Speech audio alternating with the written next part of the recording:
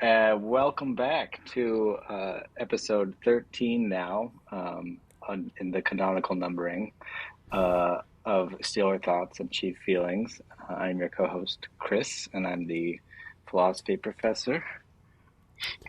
And I'm your other co-host, Ajay Nair, and I'm the psychiatrist and the Chiefs fan. Yeah, I'm a Um, Steelers fan, sorry. well, it's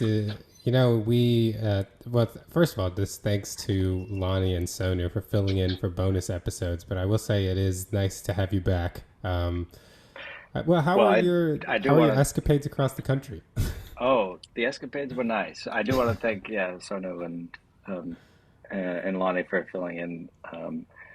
They're fun to listen to, and I feel like when I listen to them, and you talk, it's like, and then I listen to me talk, it's like, why would anyone want to listen to me talk? But I feel like a lot of people think this about themselves, so I'm not sure. Anyway, uh, but yeah, they were fun. It was a good vacation. We went to.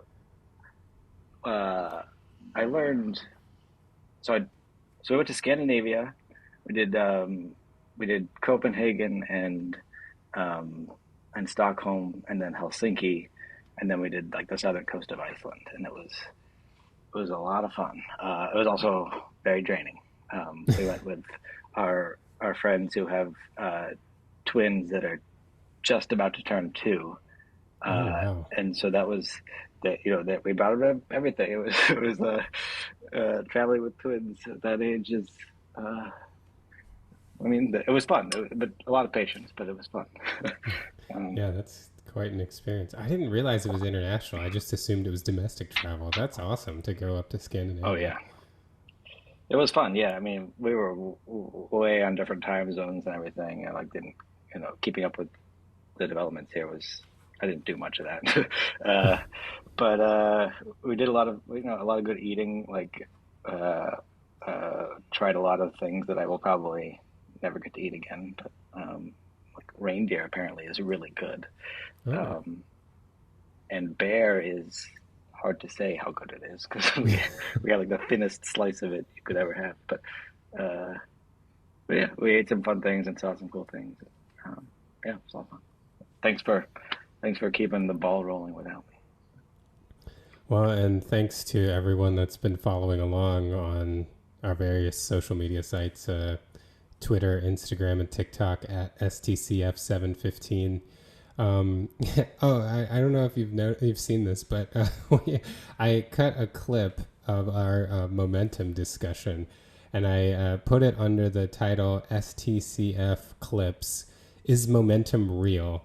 And to this point, we have two people up until now that have commented, "Oh, I thought this was a physics video. When I clicked on it, I didn't realize this was about sports." And I was thinking this would be an amazing hot take if we were just like, I don't know, from a physics perspective, is momentum real? Like, No, that's good. That's good. This is actually like I'm sure that's the kind of thing that a philosopher, even like really, this is the kind of question that I should ask, right? Like I do philosophy of physics somewhat, and you could ask that question. I feel like here's another question that does get asked: like, is energy real, right? Or is it just like a heuristic for calculating how a system's going to behave, right? Conservation of energy. Well, if that's a law of nature, how could it not be real? So it gets into all these cool questions. But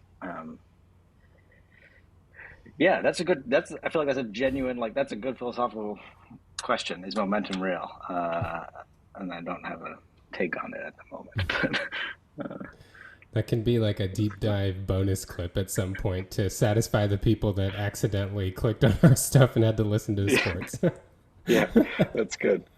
We could do just not even like distinguish it, but we'll have another clip. Is momentum real? Where we talk about physical momentum. I guess I've done a lot of talking on the last episode, so why don't we start with the Steelers? Um, and Okay. Sonu and I, we did a little bit of schedule breakdown, and I had an opportunity to talk about the Chiefs' schedule a little bit. But I'll just open it up to you. Any general thoughts on the Steelers' schedule now that it's out in concrete? I do want to say that I appreciate Sonu raising I would call it a complaint about the last second half of our schedule where we have all six division games, and then the other two games are against the Chiefs and the Eagles. That's just like I mean, there is not an easy week in any of that. So that's gonna, I mean, at least as things look right now. Of course, like the season plays out the way that no one ever expects, and things happen, and maybe some of those games actually will be easy, or maybe we'll just be completely tanking at that point. Who knows? But uh, from the way it looks right now, that's tough. And I don't know, like honestly, I don't know if it's a good or a bad thing. Like we knew who we were going to be playing before the schedule came out, and in some sense, the you know our trajectory in recent years is that we seem to get better, at least at certain things as the year goes on. And so, if there were a time you wanted all those tough games, you might think you would want them later in the year for us. We usually have like September, I think, is Tomlin's worst month.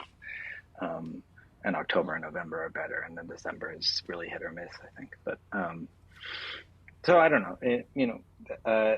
Having six division games in 8 weeks is I can't remember anything ever like that before. And I really hope we're like healthy enough at that stretch to take advantage of, because like, those are all like they're high leverage games, right? Like each of them, and I imagine when you're game planning for them, extra wrinkles have to be, they know you so well, you know them so well. Probably another layer of like, what can we do that they're not expecting that you wouldn't have with non-divisional games. So I think that's going to be a lot on the coaching staff and a lot on the players, because they're always so physical in the AFC North. Anyway, that'll be interesting to see how that goes. Uh, I feel like it's been a couple years now where I look at the schedule and I think like none of these games are gimmies, right? But that's in some respects more of a comment about our own team than about the other teams. There's certainly like games that a competent team ought to win on our schedule, but I'm not sure how competent our team will be. I have hope about it, but so anyway, yeah. Those are my sort of high level thoughts about it. I think it'll be a interesting and tough second half. The first half, I think it does set up. I mean, three of our first four games I think are away, but they're not terribly worrisome. I mean, they're against teams that we should have a shot against. Falcons and Broncos being the first two. So yeah, we could.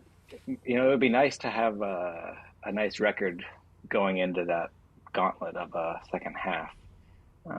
But who knows? We'll probably come in with a mediocre record or something like that, and have to really turn it on in the end, which is how recent years have gone for us.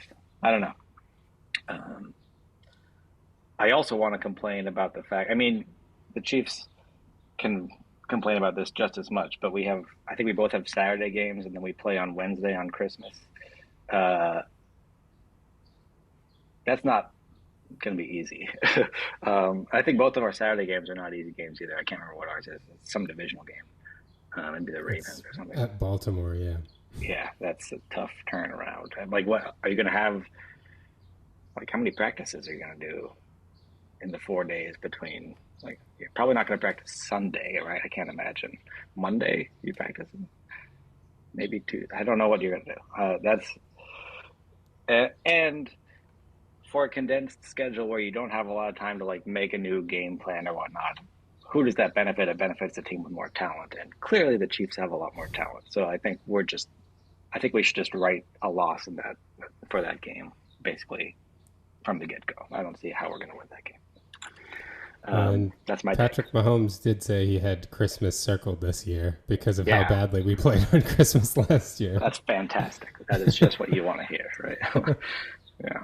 Uh, It is. It's such a weird. I mean, yeah. For us to, well, really, it's all four of the teams: Baltimore, Houston, Kansas City, and Pittsburgh. Because basically, Pittsburgh and Baltimore play each other, and Kansas City and Houston play each other on the Saturday, and then we swap and we all play on Christmas. So all four teams are going through the same crappy schedule. listen, uh, I don't know. A Wednesday game is just so odd. I mean, I think we played one Wednesday game before, and that was in the COVID year when the Ravens Oh had a yeah. COVID outbreak, and a lot of Steelers fans were miffed, just like, oh, they didn't follow protocols, or who knows. But yeah, we ended up playing them on a Wednesday, which I don't remember it going well. Um, but but I can't remember any other Wednesday games like ever, to be honest. The other thing that like really surprised me with you all and us, I don't have the Ravens or Texans schedules committed to memory, but I think your bye week is week 9 and ours is week 6. And so like in 16, 17, 18, we have this like really brutal stretch after not having had a bye for a really long time. And for us, our like mini bye is week 1. So we have the week 1 mini bye, and then like going into week 2, and then week 6 is our bye week. And then we just like go straight and then have this crazy stretch of like between a Saturday and the next like we have a Saturday, then a Wednesday game, and then I guess you do get the mini bye there. But the week before we have uh, what is our week before that? I don't remember. But you basically go Sunday, Saturday, Wednesday, and that's Yeah, quite a stretch there.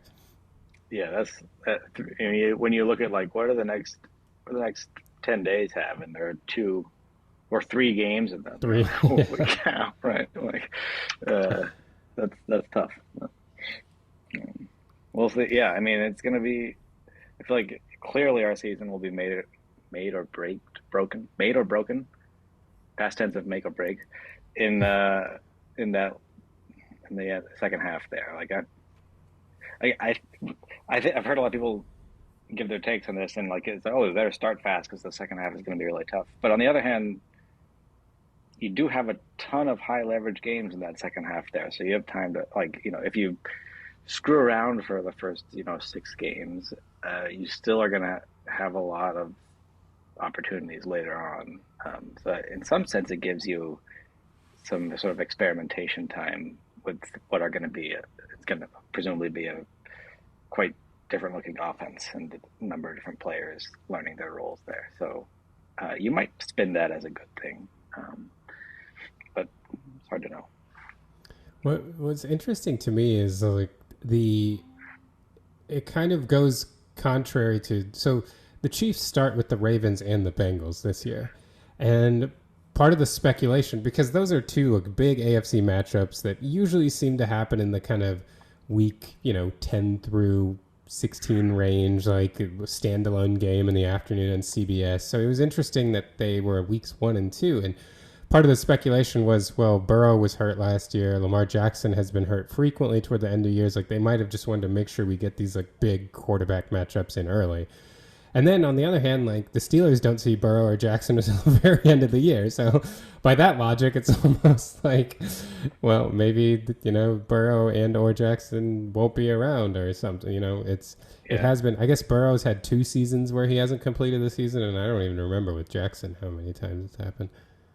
yeah. That might maybe that's another thing to be sort of, I don't know if optimistic is the right word, but that could break our way. That's a good point. Um, Yeah. But yeah, it's historically right. You would think that these like week 10, week 11, week 12, so that you can also have like the really gaudy records, and it's like a 10 Mm-hmm. and 2 team coming in against a 9 and 3 or something like that. That's Right. always that's always a lot of, like, you could build up hype very easily for that. But I guess maybe they're gun shy this year after seeing so many quarterback injuries in the last year Yeah. or so. And the one they did kind of give that status to was Chiefs Bills. And I guess Josh Allen is always healthy, and Mahomes, knock on wood, seems to be regularly healthy. Because I always thought of it like through most of my life, this matchup was Steelers Patriots.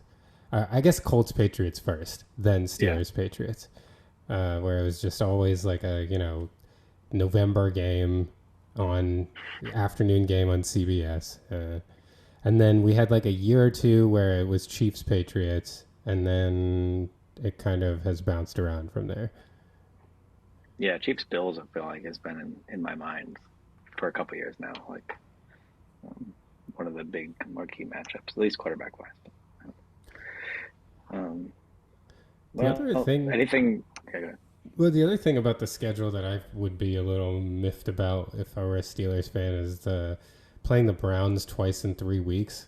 Like I hate playing a team. We just did this with Denver last year and we lost the second game. Like I feel like it's so hard to beat a team 2 times in 3 weeks.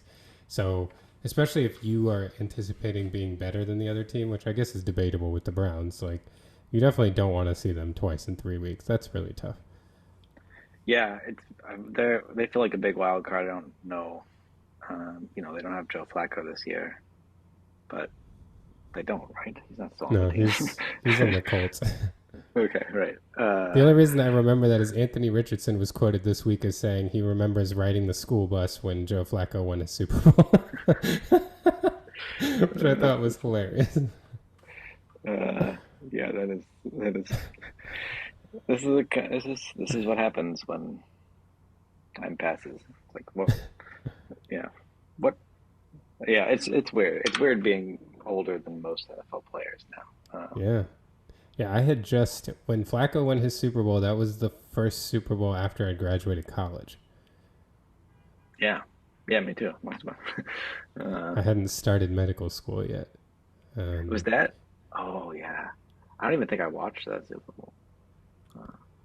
That was I the Harbaugh Bowl. Yeah, yeah. I didn't watch it because either way it was bad for us. Right? If the 49ers won, they tied us for most Super Bowl victories, and if the Ravens won, that was the right. But wasn't that the year that Baltimore played Denver in like the divisional round and had a crazy Yep. Hail Just a Mary or something? Hail Mary to send it to overtime. What was the name of the safety on the Broncos? I don't remember, that didn't get enough depth and let Jacoby Jones just run right by him. And Flacco just threw up a moon ball. It was the weirdest thing. Like, that it was their only chance to come back. Like, that game was over. I really thought that was Manning's first year there. I thought Denver was going to win the Super Bowl that year. But yeah, that was so weird. And then they beat New England, I think, in the AFC title game. Yeah, I mean that was a long time coming, right? There was a couple of years there where they met in the title game and It they had was them on the really ropes and gave yeah. it away, right? So I can't But give them that. even with all that, like, because that Super Bowl was weird. Like the lights went out in the middle of the game. I remember the power went out and they had to stop the game for a while. Oh yeah, I remember this. So there was a conspiracy theory about whether this was like the 49ers or something about. Wait, no, where Yeah, was it that was Super in New Bowl? Orleans, I think. Okay, there was no conspiracy about that then. No. Anyway, But it yeah, was I don't very think I watched that. beneficial though for the Niners because, like, I think they were down pretty big. I remember Jacoby Jones had returned, like, I think it was a second half opening kick for a touchdown. The Ravens were up pretty big, and then the Niners had a furious comeback and actually, like, got into the red zone. They might have been goal to go to, like, tie or win the game at the very end and couldn't get it in the end zone. It was actually a very entertaining game, but yeah, it was. Again, I was not, like, particularly fond of either team, so it wasn't that exciting. Yeah, that was one of those Super Bowls. It was just like, can't get past my hatred of both teams. Which, like, in hindsight, I wish I watched it. But there are a couple. Like, I remember in maybe like when did the Patriots Panthers, like 2003 or something like that? Yeah, I Um, think that's right. 2003 we season. sucked that year, and I think I was like playing Halo, and I was occasionally checking the Super Bowl. I was like, yeah, do I care about this? No, still I don't care. So go back and play another match. Um, I think the only time Occasionally. I remember doing that was pretty recently, actually, was the Bengals Rams Super Bowl because we had lost in overtime to the Bengals in the AFC title game, and I was just like, I don't want to watch this. Like, this is stupid. We were up 21-3 and we lost. Like, so I'm sure if I had been so when we lost to the Patriots in 2018 in the AFC title game, I still ended up watching the Super Bowl, and I feel like I probably would have done the same if I was just sitting around at home. But I purposely scheduled a drive back from DC to New York during the Super Bowl. I was just like, I don't want to watch this. Well, it's a good time to do it. Probably like less traffic at that time than Yeah. others. Um, well, what any other thoughts about either the Chiefs or Steelers schedules that you wanted to bring up? Not really. Oh, did you?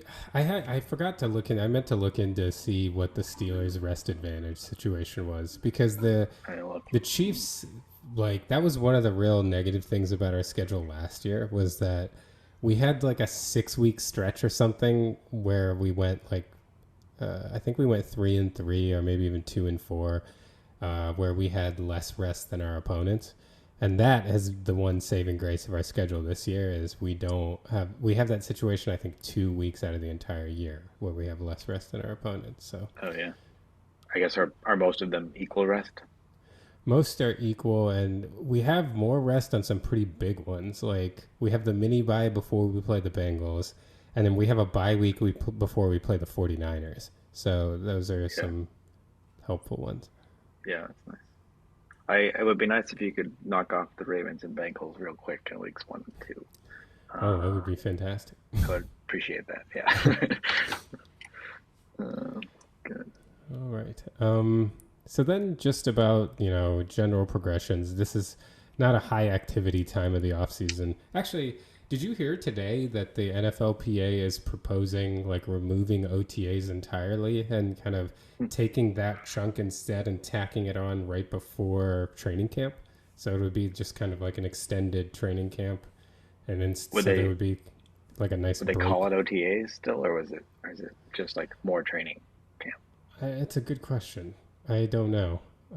But they would still have like something before, but it would only be there wouldn't be any like field practice at all Yeah. until like June July time.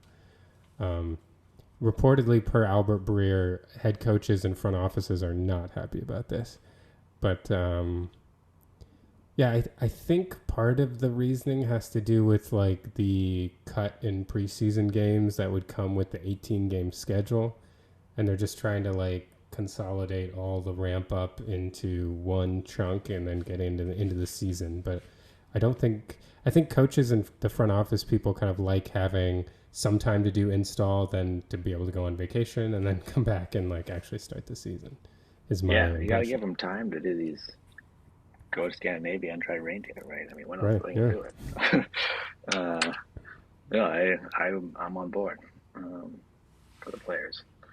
Um, no, I didn't hear that, but um, I wonder if it does change like some of the like if you don't show up at OTAs, it's like maybe something's up, maybe you want a new contract or something. But if you don't show up at training camp, that's more of a statement, right? So it does change. I wonder a bit about the negotiating there, if they just make it longer training camp essentially. But Yeah, I do think I'll have to look, but my impression was this new thing would not be voluntary anymore. It would be like mandatory, just like training camp. So in that sense, yeah, it is kind of an extension of training camp. yeah, and make it the same. I wonder if I wonder if I mean that's one downside for the players, right? If they like having the ability to make a sort of subtle statement by not showing up at OTAs, but not a substantive one by not showing up at training camp. Cam Hayward might be. He's not at OTAs. I think I he think wants a new Chris deal. Jones isn't either, but Oh Chris yeah, Jones doesn't want a new deal. He's just resting, I guess. you can't be too concerned about Chris Jones right I mean, he rested a bunch of training camp and into week one last year, and he still had a decent season. So I guess he's kind of earned that. Um, now. oh, I did have one question about the schedule. Uh, Assuming then you couldn't modify anybody else's performance, if you could pick one game this year where you would just have Russell Wilson play like vintage peak Yeah, Russell Wilson for one game, what game in the schedule would you pick? interesting. Uh, well,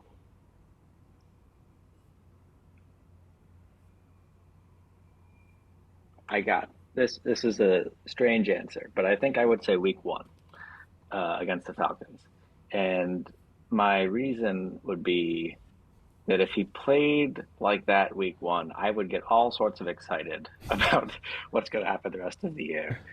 Uh, in a way that like it wouldn't be as exciting if he played that way in week like 12 or something. Whereas we had another 11 weeks before that were just meh, okay. But if in week 1 he did that, and then like whatever, maybe the rest of the season doesn't go so well, but it would like I'm under no illusions that we are going to be like in a battle for the 1 seed or possible, probably winning the Super Bowl. I think like we're not, right? I mean, it would be at least that's not where I'm thinking about this team right now. Um, so I'm just trying to like extract as much excitement as I can from this season, and I think the way to do that would be to have him play that way in Week 1, because that would just Weren't give me you? like the hope.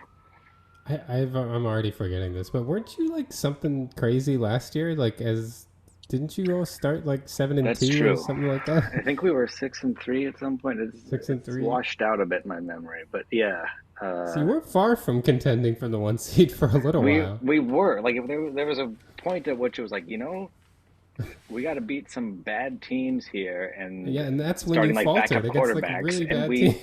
we lost to what was it, the Colts and Cardinals and Patriots in like 3 consecutive weeks, and none of them should we have lost to probably. So yeah, if that So had you could broke have been like differently. 13-4. Yeah, I remember thinking of that like at one point in the middle of the season. Like, look, we could end 13-4 and not be good, right? And not have beaten anyone good. Didn't turn out that way. Turned out less misleading, I think. Um, but yeah, that's true. So maybe there will be a point at which we are in contention for the one seed. But let's be real. We probably don't deserve it if we get it. um, yeah. All right. Well, do Well, you want to do that's some Chief stuff? yeah, sure. So I don't have a ton, again, given the sort of um, the state of play right now. I guess I could ask if you have anything you wanted to comment on, or any exciting thoughts about OTAs. Um, well, number one is that I realized that after correcting my pronunciation of his name, I still didn't have it right, and that's Kingsley Suamataia is how you say his name. Okay. According to the So, official Chiefs pronunciation guide, I think we're finally right. Third time's a charm. we'll see how broadcasters do with that, but that's a good one. Uh, uh, Sulamata, yeah, I can get behind that. So is that adding a syllable? Yeah, I think before I had said Yeah, Suamataia, and yeah. it's Suamataia. Oh, So that's the main exciting that's the development. main news. Yeah. Yeah. Big news in the Chiefs off season here. Yeah. Because OTAs are OTAs. Everyone's excited about everyone. Everyone's gonna fit in. Jaden Hicks is gonna be a Swiss Army knife. Xavier Worthy runs routes way better than any draft pick we've had recently. The same old. Yeah. Okay. Well, then the other big thing I think is these Harrison Butker um, comments at this graduation speech at Benedictine College. Um, I didn't listen to the whole speech. I read some clips. I listened to some of the speech, but do you want to talk about this? Like maybe, I mean, there's different ways we could talk about it, but maybe if you know more about what he said than I do, then you can go into it. Yeah. Any thoughts? Yeah, I do, and I do kind of agree with the idea of like analyzing it from a couple different perspectives because I I really do think that's important. And I guess from the first perspective that I would choose is just my personal views on his views. Like I don't agree with pretty much everything he said. So, but that's my personal philosophy on how people should view. I for those who aren't completely clear on what he said, he basically came at things from his religious standpoint, which is a somewhat conservative Catholic. I think it's fair for me to characterize him that way, and interestingly made the decision to tell a bunch of graduates that even though they just graduated, and this is really speaking to the female graduates, that they might actually feel better, in a role as a mother and taking care of things at the home rather than, I think at least the implication was contrasting it with pursuing a career. And I think, my personal views are just kind of that, anyone can do whatever they want. I think that, you know, I know a lot of people that have chosen that route in their life to, you know, make their primary role that of someone who's taking care of a family and a home. And I think that's more power to them if that's what they choose. And there are people that have chosen not to have a family at all, and more power to them if they choose that, or if someone wants some level of hybrid in the middle. To me, the important thing is just that people should be able to choose what they do, and what, you know, as long as they're not causing anybody else a problem, they should be able to do it. So I don't have any problem with some people having that philosophy that that's what they want to do. I do always have a problem with people prescribing a philosophy for other people. And then, you know, in that case, then I kind of move on to my next part of the perspective, Well, which is that, can I just yeah, jump in about that? Yeah, so I guess I did listen to that part, and it was I think he was like clearly the implication was like this is what you should be doing when he was talking to the female graduates. Um, I think he like tiptoed around saying it explicitly, right? Like this is what you should be doing, right? right, But but it, I mean, it's at least for me like really easy to read on the implication there, and I'm pretty sure that was what was intended, and that just yeah that, and then he talks about it like his relationship with his wife and how she's like the homemaker essentially, and I mean he got choked up describing it, and that's great, you know, great for that you have this, you know, in a way that works for both of you, but I think the sort of the hubris in thinking that that's got to be the way it works for everybody, and that's the right way to do it is it's hard to digest for me. Right? yeah, And that this is just strictly speaking the way, like strictly just my view about his view here. Right? Again, like there's another question, a broader question about like should we be able to talk about what place do discussions like this have in well, all sorts of different contexts. But anyway, sorry, I just wanted to follow up on the woman graduates remark. yeah. I agree with that. But I would also say that I think there's unfortunately a lot of hubris that comes from the other side too, when they try to tell people that are interested in that life that they've been quote unquote brainwashed, or that, you know, this is what, you know, it's like everybody can choose whatever life they want to live. I think that's the beauty of what this, you know, we talk about what these values that we think of as American, you know, and there can be a lot of debate about how much they're actually American values.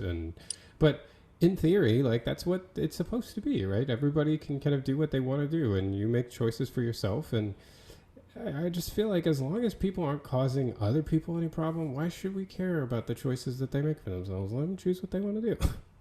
Yeah, this is Mill's harm principle. This is what John Stuart Mill says in a way that is not at all consistent with his utilitarianism, but whatever.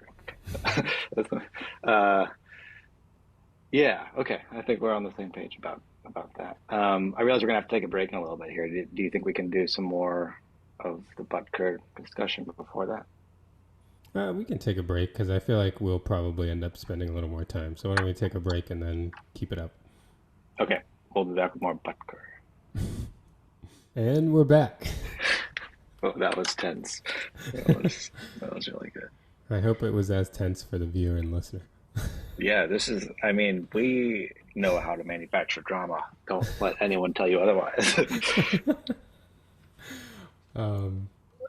So I guess back to Butker. Yeah.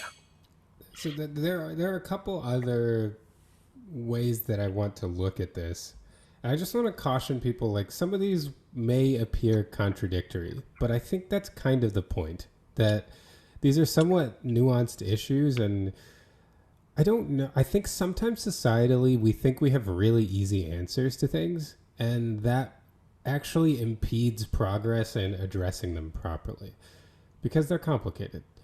So I want to talk about like more kind of broad ways to look at this, and then I do actually want to talk about it from a football perspective too. So starting, you know, the first thought process I had about it was that I disagreed with what he said, you know. And number two is that I think that sometimes when people disagree with what others say, they very quickly get into a mindset that other people shouldn't be able to say it. And I think that can be pretty problematic. And I think that's somewhat problematic in this scenario too. I think, and the way that it seems to happen is that people get very quick to label speech as dangerous and just say because speech is dangerous, it shouldn't be said at all, and people should be censured from saying it. And I'm not sure that I can get on board with that line of thinking. Um, I, I, I don't like what he said. I wouldn't ever say what he said. I really hope that, the people that I teach and children that I raise wouldn't believe what he said. But I'm not sure that I can get on board with the idea that, like, for example, there was like I don't even remember how many people have signed it now. There was like a change.org petition that he should be kicked off the Chiefs and things like that. And Was that a there's, pun? Like, or is that like when they named it? I don't think they actually used the phrase kicked off. Okay. That was an unintentional pun from me. Um, Okay. I Just to didn't lighten the process mood. that whatsoever. Um, yeah, it's one of those because there have been, and I thought Aaron Schatz, who did the like Football Outsiders thing for a long time, and I don't know where he works now, but he's the guy that came up with DVOA. I thought he made a very good point where he was like, this isn't even similar to something like, you know, Tyreek Hill, where what he was accused of was something criminal. You know, this is somebody that has viewpoints that many people don't like, understandably, but they're just viewpoints. And so I don't know that getting to a point where you're thinking that it's like incumbent on a football team to cut somebody because of how they think about something. I'm not sure that's the right way to go through this. Is it? I mean, to push back maybe slightly, uh, it's not just that that's how he thinks about it, though, right? He thinks about it and talks about it. I mean, and I feel like the talking it is an action, right? It is like a further step, right? Uh, and so it might you might take that to be grounds for not. It's not like the question could come up at that point. Like, do the Chiefs want to be associated with someone like this? Right? I think that's a fair question to raise. Now, I don't know if it's like someone else's position that's not part of the Chiefs organization to say they need to cut him for this. I mean, I guess they're expressing their own opinion there, but I mean, it's a Chiefs decision to make. But I do think it. One would have hoped that they thought about it, right? Like, do we need to? Like, do we want to be associated with someone who not only thinks these things but expresses them in the way that it was just done here? Yeah, and I do think that's kind of an individual decision that everybody will have, right? Like, do they want to associate with someone that has certain views? But I do think there's a difference between, having that mindset. And like you said, it's kind of the Chiefs' decision to make. And it's each and every one of our decisions to make about how much we want to entertain with that kind of thing. But I think I think it goes beyond that, the way that people call for things and the way that people just think that ultimately no one should have a problem with somebody saying what they believe. If them saying what they believe means you don't want to associate with them, that's fine. But the saying to me is not the problem. We each make choices about who we associate with. And, this, in my opinion, I think one of the reasons why I am I believe so strongly about this is it kind of goes back to what I seem to say on every podcast now about life being a subjective experience. But it really seems like how much we understand people is based on how much we interact with them and how much personal investment we get in them. And what seemingly happens over and over again, and I think it's exacerbated by things like social media that kind of allow you to silo yourselves into groups that inherently agree with you, is that there's absolutely no ability now to understand people that have differing viewpoints because we're just like, that's ridiculous. I don't want to engage with that at all.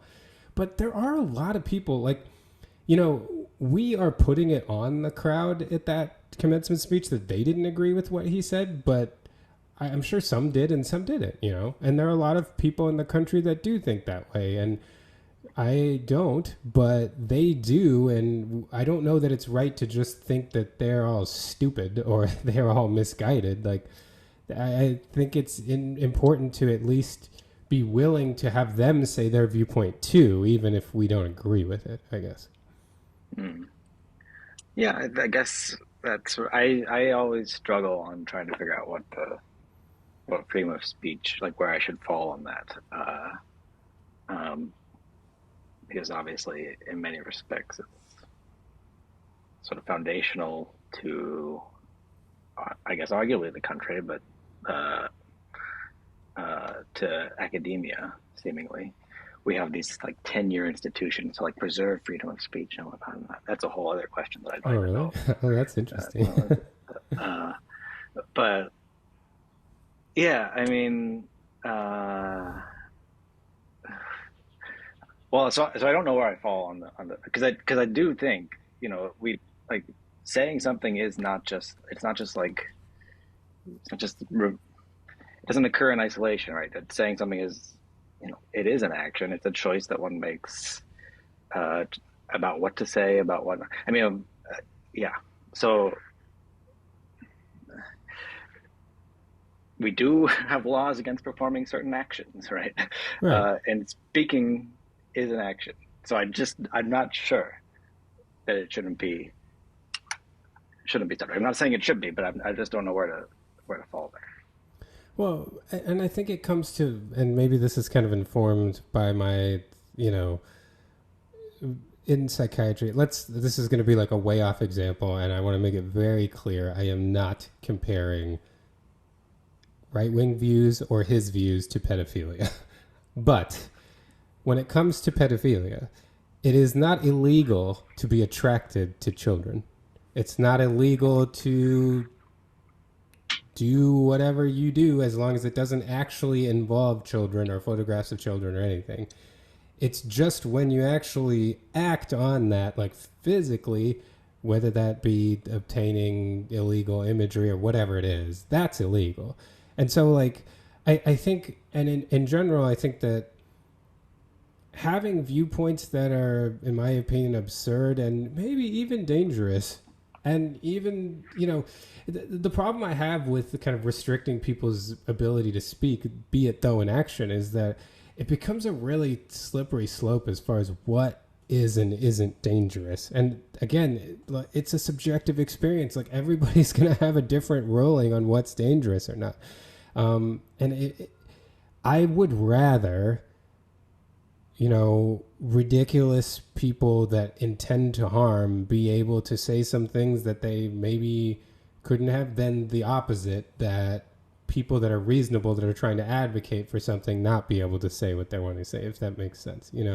I think it becomes really hard to parse what is and isn't able to be said. I think that's really tough. No, I think that's right. I think who would make these decisions, right? Yeah. Well, I'm not making them. Right? Fortunately, I'm not making them. But the point you were just making reminded me of this great quote from I can't remember. I was trying to pull it up on my phone as you were talking. It's from the book Wicked, uh, about which there's like the Broadway play now, or whatever. But it's a really nice quote about um, something like everyone has the urge to like bash that stranger's face in or something. I mean, it's not that extreme, but Mm-hmm. the urge is human or whatever. It's acting on it that's evil, right? Uh, Yeah, like I'm sure everyone in their life, maybe not, like everyone's probably wanted to assault someone at some point, like physically, like punch someone, I'm sure everyone at some point. I feel like that's a fair assumption to make. And the vast majority of us didn't in those moments. And so we didn't do anything wrong, you know? Uh, yeah, fair. Yeah, fair. I just yeah, that's right. Uh, good. Yeah, yeah. I don't know if I still feel like the acting on it could be speaking on it in this kind of context, and that could be classed as, well, in this case, evil is maybe. Well, yeah. But I feel like it's fair to think it's evil, but he also like didn't make anyone do anything, you know? Or besides someone having to hear his voice, he didn't materially impact anybody's life, you know? And that's Well, in where I some think sense, he materially impacted many. Here we are talking about it, right? Like many no, people are that's talking about but it's out of their choice, right? Like nobody had to do anything except sit and listen to him if you were in that comment. I guess you could have walked out if you it. You wanted could to. have walked out. Yeah, like Yeah. I wondered if anyone did. But I think that's to me where the difference, you know, and I would argue that people who are also doing things that I think are within their own rights, namely like pushing to pass laws that are restrictive on people's rights, they're doing way worse than someone like Butker did. Like the people that are passing like abortion restrictions in these different states, like that to me is actually impacting people. You know, whereas Butker said something, and that's still a legal thing that they're doing. You know, pushing through their viewpoint. So I don't know. I think it's, Mm-hmm. you know, as much as I don't like what he said, I think that it, you know, John Stewart, I don't know if you saw his, like, he did a brief thing about it, and I thought his perspective was really nice. But he started it by saying, like, a conservative Catholic guy said something really right wing at a conservative Catholic university. Like, why are we all surprised? and and then his point, which I thought was a really good one, was that it's, you know, conservatives spend a lot of time saying that they're not allowed to say things that they go around and say all the time. You know, it's this idea that like we can't say these things anymore. We can't, and then you just see example after example of people saying those exact things, Mm-hmm. like Harrison Butker. Yeah. But yeah, I guess that's kind of that's the encompassing of the kind of next perspective that I had on it beyond disagreeing, was just that I just don't find it as problematic as a lot of people do that he said it from a kind of societal standpoint. But the next perspective, I think, for me is the purely football standpoint, which I think it's ridiculous that he said it. And that is because, like you talked about, you know, it's the Chiefs' decision about whether they want to stand by him. And one thing we've seen with all football teams is it's all about your value to the team, right? How much distraction are you providing versus how much value you're providing. And like, Harrison, you're the kicker. You know, like the last thing I feel like Andy Reid wants is to have the entire team having to answer questions. Like Mahomes has had to answer about it. Kelsey's had to answer about it. Like from a football team perspective, this was really stupid. Like the last thing any team wants to talk about is stuff outside the locker room that's controversial. And you know, the last person they want, like the most dispensable people. And I agree that Butker is not the most dispensable person on the team. Like he's a very good kicker, you know, top. Some might argue the best kicker in the league. Justin Tucker has obviously kind of carried that belt for a while, but at least a clear top 5 kicker, probably top 3. So he's not that dispensable, but I'm sure that Andy Reid was just fuming that this has become a deal for as long as it's become a deal. And so from that perspective, from a football team perspective, like, what are you doing? Yeah, that's. I mean, especially at this dry time of the year, news-wise, for the NFL, right? I mean, of course, if it's a graduation space, it is going to be at this time of year, but uh, not optimal, right? not optimal in timing or in the decision in general, right? From a football team perspective, I think that's right. Um, yeah. Did you have any thoughts about? So I saw some of the clip of Travis Kelsey expressing his thoughts about it. Did you have thoughts about his thoughts about Butker's thoughts? Yeah, I thought both he and Mahomes handled it in ways that I think you would do if you were on a football team. You know, like for you, it's all about your and I think they're actually like fair perspectives to have. You know, I think it's fair to say that you disagree with what he said, and you've known the guy for years, and he seems like a good guy to you, and he's always been good to your family and your kids and your wife and or girlfriend or anybody like that have you've introduced to him. Like, I think these are all fair things, and this is where I say like these things are so complicated. People are complicated. Like we really want to paint people by one viewpoint that they have, but people are really complicated, and everyone, it won't always be this extreme, but everyone's going to have some viewpoint that you think is pretty ridiculous. And it sounds so cliche and it sounds really dumb, but I actually kind of agree with what Andy Reid said, where Andy Reid was like, a football team is a microcosm of America. We have people with multiple different viewpoints and they come from different places and they all get along and they all work together. And I think that's how Kelsey and Mahomes view it. Mm-hmm. And yeah, that's, in some ways one of the good things about having a football team, right? Because you have to work through the differences of opinion, especially about divisive things like this, and work toward a common goal, which is something we seem to not be doing as a country, really. But yeah. So I can see.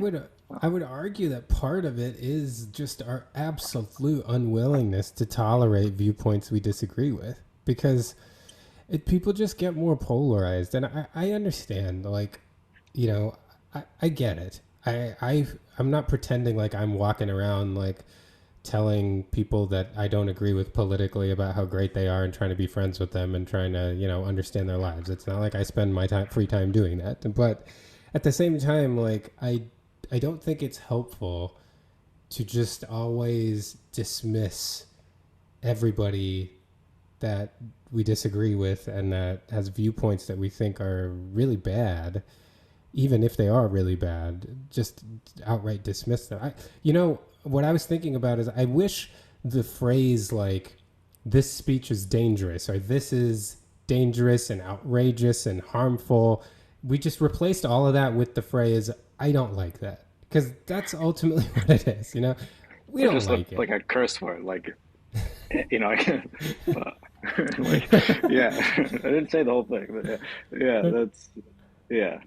I mean, that is like what would your like first brute reaction be to hearing that he said this? It would be, damn it. Like, yeah. Like, I mean, it was honestly one of the first conversations I had with my wife. She's the one who said it first, honestly, and she was like, "He's the kicker. Like, why are you talking? Why are we hearing about your divisive political views? Like, and I really think that is the football perspective on it, from my opinion. Like, we don't need to hear this. Like, only thing, I mean, like, punter or long snapper, maybe, like, so, but like you're one of the more dispensable positions, definitely. Even a good kicker. And we've seen it with, views from all across the spectrum in the NFL and even like criminal activity. The thing that comes back over and over again is the question is the distraction or negative attention you're bringing worth the positive value you bring to the team? And every NFL team is just making that calculation.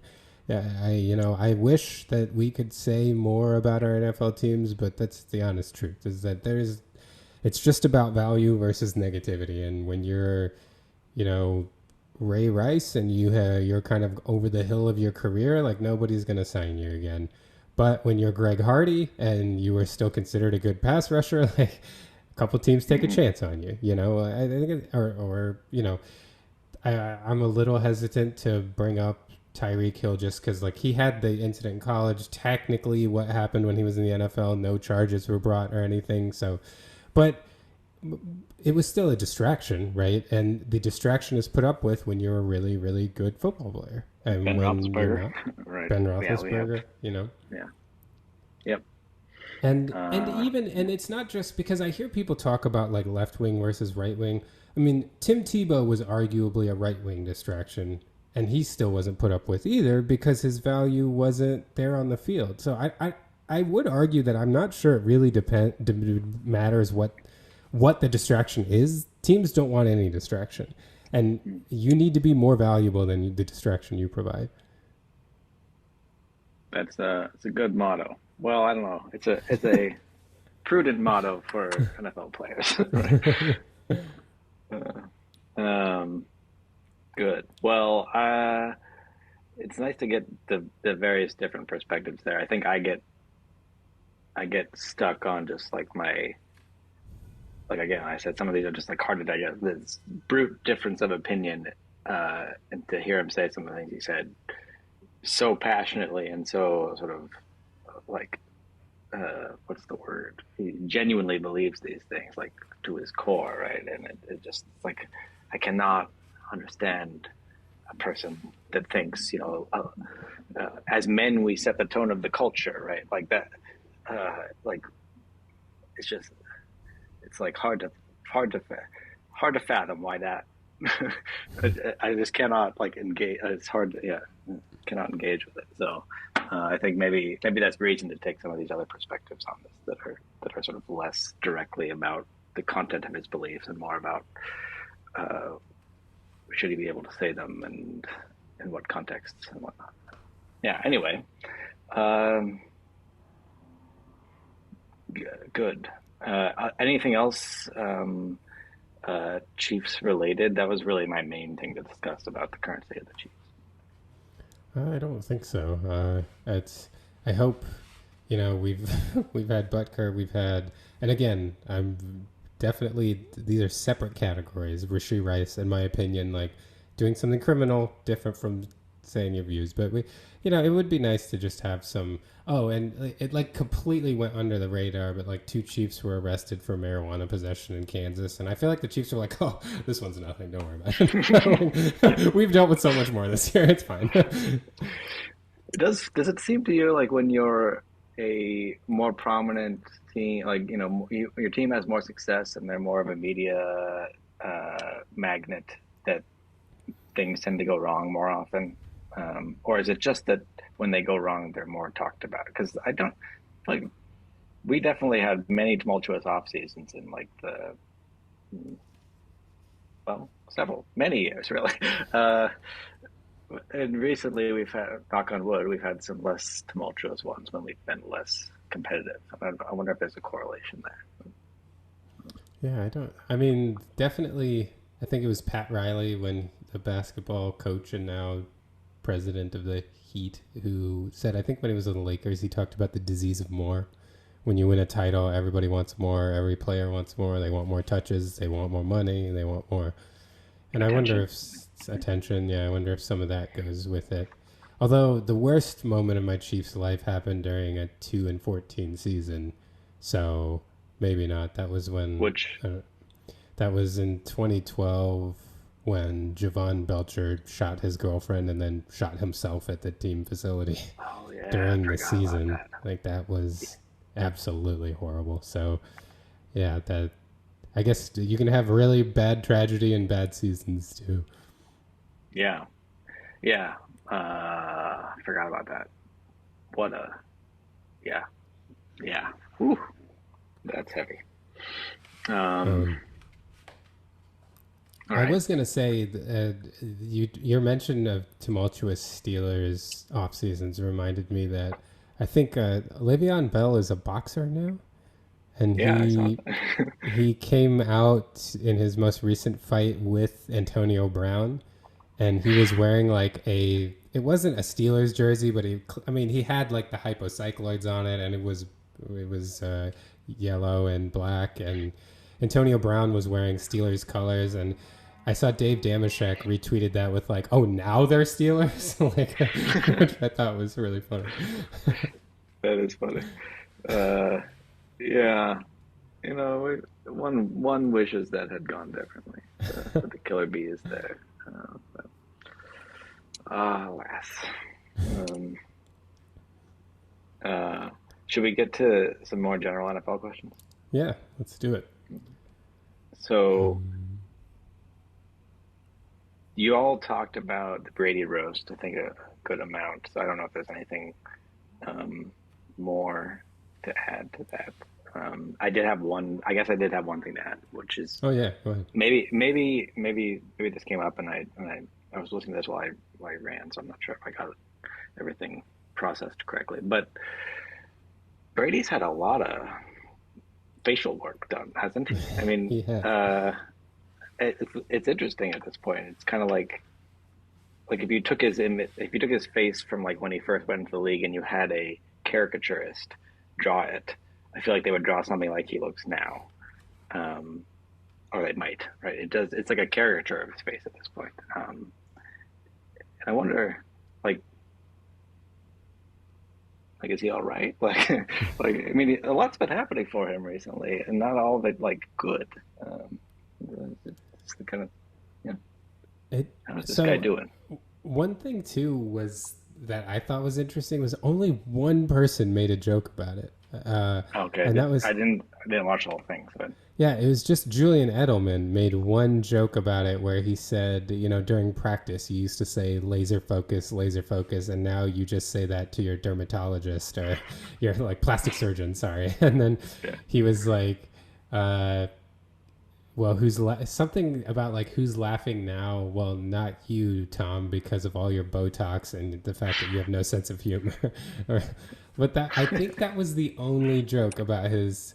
But he so and who knows? Like I do not at all consider myself anywhere near an expert in plastic surgery, but people who claim to be say that like it's actually pretty extensive work and it's actually been happening throughout. I guess it was like a little more subtle during his like Patriot years and stuff, and now that he's getting older it might be more prominent, but mm, this isn't apparently that new. He's been changing his face for a while, it seems like. mm. Yeah. I mean, he definitely Allegedly. has a different face than he. Yeah. I mean, maybe it's just the natural process of aging, making him look more like a cartoon. But And growing more hair and his yeah, hair darkening. yeah. Uh, I don't know. Aging is supposed to make. Isn't this standard trope is that it makes men look better? I'm not sure if that's true, uh, but I mean, he looks. I don't know if he looks better, to be honest. Yeah. He looks good. He looks funny to me, but Yeah, I whatever. agree. Like it, yeah, it was very odd.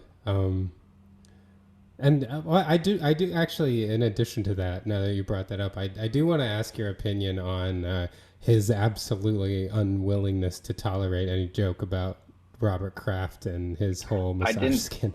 I didn't get to that part of the. I guess I only watched like maybe the first hour or so. But someone. So yeah. So you said someone made a joke about this, and then or Yeah, a joke that he told them to stop. Essentially, was that the one? yeah, so the joke is Jeff Ross was saying, like, he was talking about the famous Brady story about how he went to Kraft right after he was drafted, and he said, "I'm the best All decision your right. team's ever made." So he said that he was like, and he was like, "I'm the best decision your team's ever made. Would you like a massage?" And Brady came up to him, and you Oh could hear it yeah. on the mic, and he was like, "Don't say that again." Like, uh, Wait, maybe I did see that. Was that early in the? Maybe that was yeah, it early, and was I didn't see fairly that. early. Yeah, Okay. Yeah. Maybe I just didn't notice that that's what was happening. Um, yeah. That's of all the ones because there were a lot of personal sort of family shots taken there too. You would have thought that maybe those would be. yeah. Yeah. When you said that, I expected it to be something about his kids or about Giselle or something. But interesting. Yeah, because they it. So Nikki Glazer had said that the comedians kind of agreed that they wouldn't really go in on his kids, which I think they kind of held to. Right? I don't remember that many jokes about his kids, Yeah. but they I really mean, went in on Kevin Giselle. Hart had the you have a chance to go 8 and 9 and all cost you. And I just love that. That was such a good joke. That was a great Uh, joke. um, But they but yeah, they really went in on Giselle, and he didn't get up and tell anyone not to do anything. But with the Robert Kraft joke, it was intolerable, which was interesting to me. Like you're yeah, not even employed by him anymore. But yeah, I was surprised something at going that. on there. Yeah. Yeah, yeah. Okay, well, to true get to true general NFL questions. Um, I guess I've been asking this question or talking about potentially asking this question a lot, and I'm finally going to ask it. But like, what is really like what if you were pressed to give, which I guess I am pressing you to give, your best justification for being a fan of, I guess the NFL, but it could be sports in general because I don't have anything particular NFL related in what I'm thinking about the answers could be. Um, like, what's the best justification you can give for being a fan of a sports team? I'll be honest with you, it's not very good. So, like, I, Good, and I, I mean, it could be very simple but very good. But you don't think it's very good? well, I think it's good personally. I don't know that it's very convincing though. Like, it satisfies me, but uh, to me, I think the I at least for me personally, there are not very many things that bring me like a high level of emotional gratification in life. You know, it's basically my relationships with people and it's sports. Um, and I don't have that many relationships with that many people, so a lot of sports. Uh, um, and I think the kind of it provides a language for conversation among sports fans that there's a relatability with people which maybe some people would to be honest, like I'm not a small talk person, so when I don't know someone, if I can't talk about sports, I don't really have anything to talk about. So it provides that like a general like common language to talk about things with people to make connections. And I think that same idea is there in like when you go to a game, that it's the only time I enjoy experiencing things with strangers, that I will enjoy talking to strangers, that you kind of get along and have a common goal with people with different political views, people with different it is a uniter in a way. And it is something that like you go through and you remember in ways that I think are not the same for me in like other areas of life, at least day to day. Obviously, like big moments with like family and stuff are different, but like day to day life, I think the things that you really remember are the things that are very emotionally impactful, and I think that to me is sports. And I will end with the kind of Bill Burr argument for watching sports is like the reason why he says that men like sports and women don't as much is because men are able to just turn their brain off and just be dumb. And I feel like that's what I am when I watch sports. I'm just dumb. Like, I just don't think about anything in life. All my problems go away and I'm just invested in these people playing this game in some remote location. Yeah. So that's cool. So you tied it to two things that I wanted to ask about, and I guess one of them is uh, right when you're watching. I mean, what's particular, and maybe you've already answered this question, but like what's particularly like odd about it, I think to me is that you are somehow, for some reason, investing so much of your emotional life into what happens to people that you will never meet, will never talk to, will never have a relationship with, that you probably don't. Well, I mean, this is part of the question. I think we've raised a couple times, like, do you know them or not? But you don't know them entirely, certainly. Uh, so, like, what's the point, right? Like, why, given that, would And uh, I would would you add do one that? more thing. I would add one more thing is that they make money off of you. Like they make a lot of money off of you liking them and you don't make anything from it. Yeah, but like maybe your response is that's exactly the point, right? Like that I don't have any sort of nothing serious is at stake in my investment in them, and that's partly why it's enjoyable, essentially, right? Is that Yeah. is that right? Yeah. No, I think that and it's like it's I feel like it's kind of like reading a novel. You get immersed in a world, I was you're gonna interested in analogize this. Yeah, something, and like suddenly you're all in this world, and all the rules of this world apply, and all the the what happens, the storyline applies. I feel like watching sports is like that. Like you get immersed in Mhm. this world, and all that matters while you're immersed is what's happening in this world, and that's nice. It's a nice escape. Yeah. It's like reading. I think that's right. It's like reading particular kinds of fiction, right? like Lord of the Rings or Harry Potter. Well, I don't know. You want a kind of fiction where you don't have as much about like their personal thoughts or stream of consciousness, right? Because you don't really have those for the players. Hmm. But if you can get invested in that kind of fiction, then you can probably like it's not that dissimilar, right? I think that's right. Um, uh, well, that's cool. And I I was a don't yeah. find it like that dissimilar from being interested in film or even interested in musicians, like their music. Like people start to get invested in, I mean, look at Taylor Swift right now. Like she's become like Oh, potentially the most yeah. famous person in the world. But I forgot to mention. So I think there are. I saw Taylor Swift perform in Stockholm. I was Oh, not intending to see her. Uh, Part is of it what the as trip hard was to planned. see her in Stockholm as it is in the United States? No. So the reason yeah, well, I guess we have to take a break soon, but maybe I can get the story on before the break. So, um, my partner and her best friend were going to go, and they had tickets. And so we like made sure that as we planned the trip, we were going to be in Stockholm for that, whatever. But as we were leading up to it, uh, um, her best friend's mom came with us, uh, and she and I were talking. It's like, if we had the opportunity, would we go? Like if they were really cheap tickets or something, and it's like, yeah, it's the kind of thing that like I maybe would want to have said I did. Uh, and then they found really cheap tickets like the morning of, and they were like floor tickets, and so what they were like, my partner and her best friend were going to go to the floor, and we were going to take their tickets, which were like way, way, way, way up in the farthest seat in the arena. And then there was like this whole fiasco with Ticketmaster at that point, because they had like shut down ticket transfers or whatever. And so what ended up happening is the lady that was selling her tickets just said, "Look, you can have my Ticketmaster account. There were four tickets in it, so if you have two other people, you can all have floor tickets." And so basically, I ended up being like 25, 30 feet from Taylor Swift, at least at various. I mean, she walks all around on the stage, but I ended up being very close. In like a day before, I didn't expect to be even going, so it was Wow. interesting.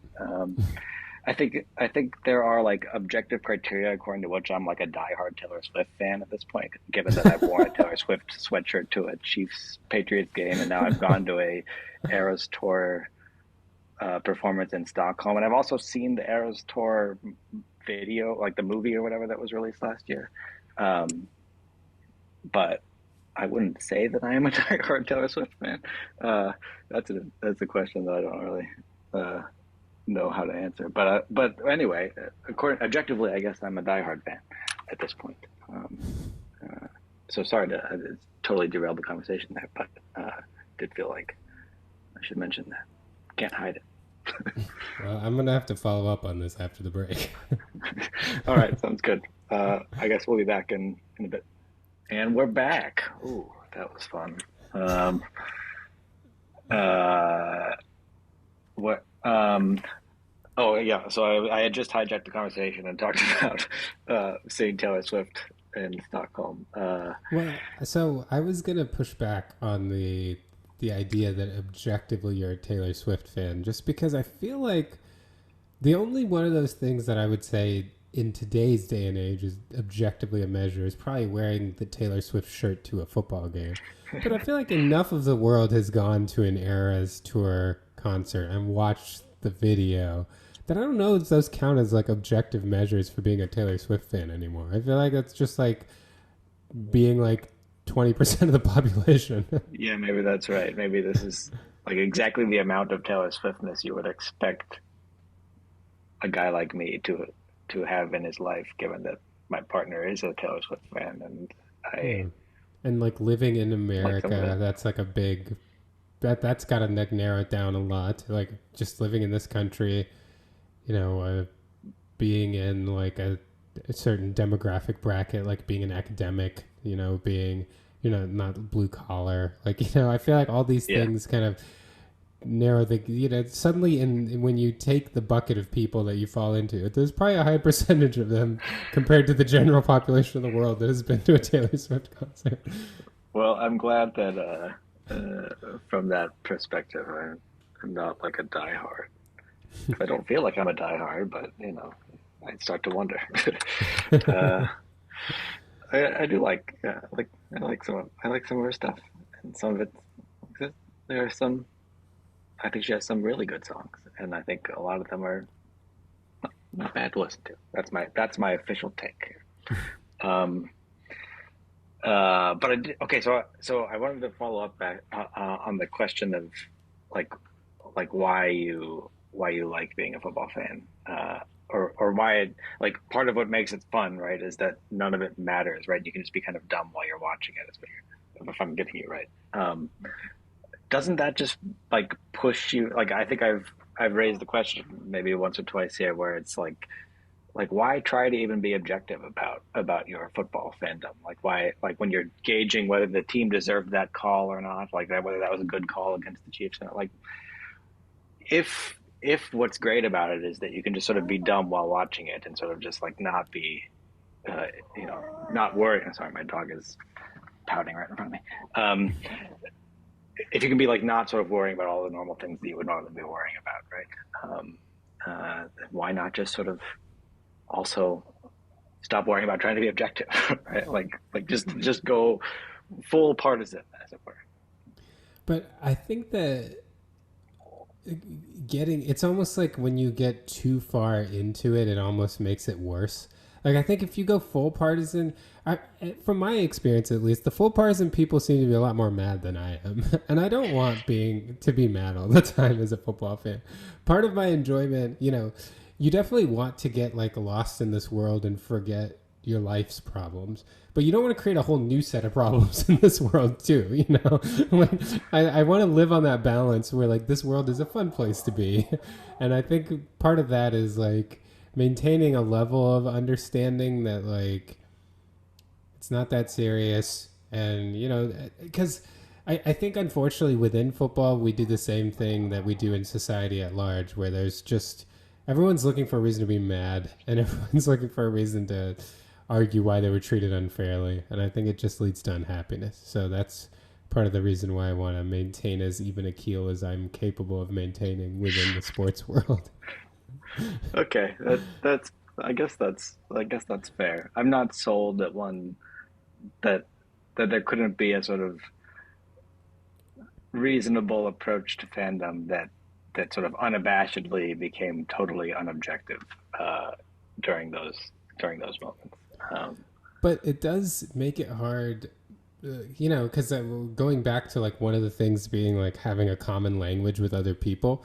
If you're too partisan, you lose that advantage because you can't talk realistically with fans of other teams, because if you're so partisan, you're never going to agree on anything. yeah, you got to be able to like, I guess, turn it off and turn it on, and that maybe is like, you turn it on during the game or something like that, and then you turn it off when you're talking with it. I don't know exactly, but it also might make it like you might relate more to other Chiefs fans at that time if That's you're true. incredibly partisan. I don't know. Okay, cool. Well, I feel like you've given me a nice justification here for being a football fan, and that's um, yeah. I got to think more about it, but And I different than think I that expected. I think that like applies to passions and things in general. Like life is short. Enjoy yourself. If you find something that's fun, like it doesn't have to be important. Just if it's fun and you enjoy it and it's not like causing an overall negative to your life, like, addictive things, like then enjoy it. Yeah, I think I mean like that's one justification, right? It's just like, well, it's fun, right? So Mm-hmm. that's the end of it, right? And I think that's like perfectly reasonable, right? Like there's nothing wrong with just saying, just doing that that being the end of it, essentially, right? So so maybe when I look for a justification, I like over intellectualize it too much, and I like look for it's like, oh, well, like, somehow in being a fan, I like get to know the people or something like that. Yeah, maybe it's just fun. Maybe that's all that it is, and that's plenty justification enough, right? And this goes back to the whole subjective thing, but isn't it funny how everybody has opinions about everybody else's definition of fun. You know, like people that don't like sports think sports are dumb, but shopping is fun. People that don't like shopping think you know music is fun, but shopping is dumb. Like there's always something. You know, everybody has their thing that they like because it's fun, but that for some reason other people's fun things are dumb. Yeah, and probably, to be honest, like most of those things could be fun if you just gave them the chance, right? I Right. don't know about like grocery shopping, but maybe. Um, but yeah, I feel like most of those most like kinds of music that I don't like, I'm sure like if I gave them the chance, I would see cool things in them. I would find things to I like. could definitely say that I find wholesale grocery shopping fun. Like you get me to Sam's or a Costco and I'm having a great time. I don't know why. There's just something about those wholesale stores. It is fun when you see like the size of the goldfish packets they have, right? Like that, there's something interesting. It's like that's not a standard size, right? And that's yeah, because I can And go through goldfish very quickly. you can like delude yourself because of the price per unit that you're getting a good deal even though you're spending a crap ton of money.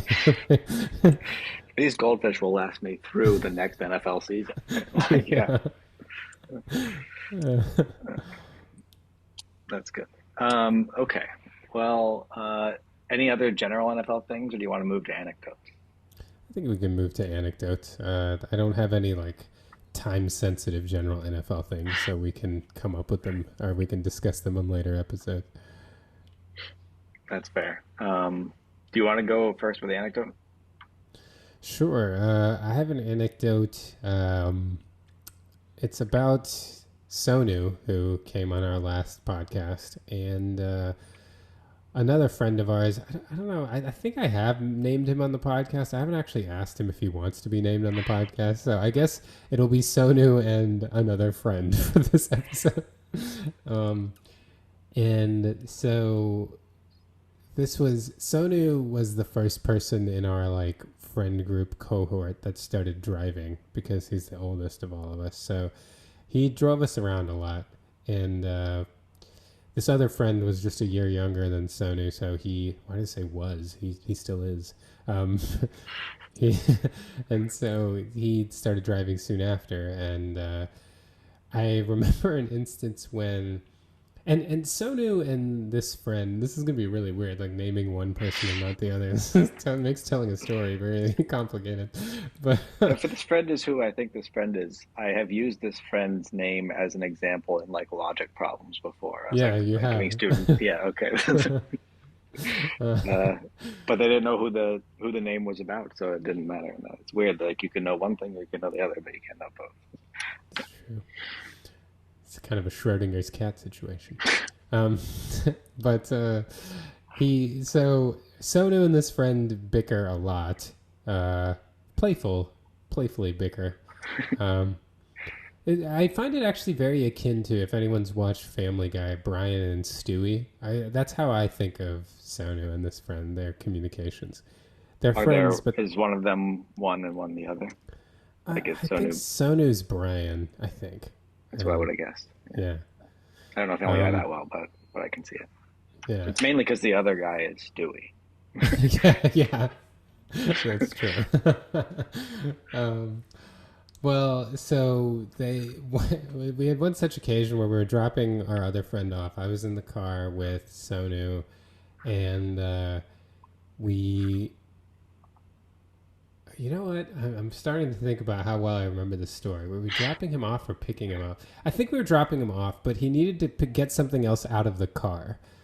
So he had gotten out of the car. Sonu and I are in the car, Oh, yeah. and he needed to get something else in the car, and Sonu decided to like mess with him by like moving the car slightly every time he tried to open the door, which is I feel like a fairly common trick. And after doing this 2 or 3 times, we Sonu like let's push the accelerator and let's go to the brake, and we feel this like bump, and then like you open the door, and this friend's like, "You just ran over my foot." He was wearing like sandals at the time, and I remember being like quite apprehensive, like. Can your foot handle the weight of a car? Like, do we need to get this checked out or anything? But It turned out he was fine, but this is just like the reason why I told the story is because this is not at all unusual in the kind of interaction that these two have. Like, if you had told me that, like, you know, Sonu ran over his foot, I would have been like, oh, yeah, I could see that happening. Like, Yeah. it's a kind of a good, like, good measure for how they interact. But yeah, we Yeah, were that's in the that's car and totally just in ran right over his character. foot. Yeah. Yeah. This reminds me, actually, maybe I'm going to change my anecdote now because it reminded me of another one, which is also involving this other uh, unnamed person and a car. Uh, remember how, I don't remember who all was there for this. It was at least him and I, but uh, we had gone to, I guess, Panera, and I don't know if they still do this. It's been a long time since I like got a meal at Panera, but they had these like pickle spears they would always give you. Oh, yeah. And those were in some cases like the highlight of the meal. But that is not not because they were that good. Um, but I guess he had one of these pickle spears, and and somehow I don't exactly know why this occasion presented itself, but he tossed it into the tailpipe of my car. Oh, I was not There there was, for this. uh, and I was like, he told me he did this, and I didn't know if I should believe him or not. Uh, but I was like looking in the tailpipe, like I don't see it, like, and then I was trying to think, like, could anything bad happen? Like could this like block carbon monoxide and have it build up in the like? I can't tell if it. And then I was like, if I drive, is it gonna fall out or is it just gonna sit? Like, how far did he toss it? All these questions came up, and then nothing ever came of it. I mean, the car was not a great car, but I don't think the pickle in the tailpipe was the end of it. It was other things. um, but if we ever have him on the show, we gotta ask him if he really did that because at the time I remember being a little skeptical, but I could definitely see it. It's the kind of thing that he would do. Yeah, that's a tough one. Wow. So you never found out whether it never came out or nothing I mean, it might have like nothing on the highway, and I smelled wouldn't have bad or known. Yeah, no, I don't have any like evidence that there was a pickle in the tailpipe aside from his claim that there was. because my thought was it would kind of like cook the pickle more, right? Like don't the tailpipes get really hot? Oh yeah, I don't know. I guess they probably get hot. Exhaust goes out, right? So yeah, um, I I didn't check it. I don't think I checked it like immediately after driving. I think I just checked it before driving and then wondered about it. And I still wonder about it. So we got to get the answer to this. Yeah, we need to get the answer to this. I don't know. It would be great if it was just still there and someone like was going through like scrap parts from the car and found a pickle and was like, "What is happening?" Yeah. Uh, oh, that can't be the only time a pickle spear has been placed in a tailpipe, right?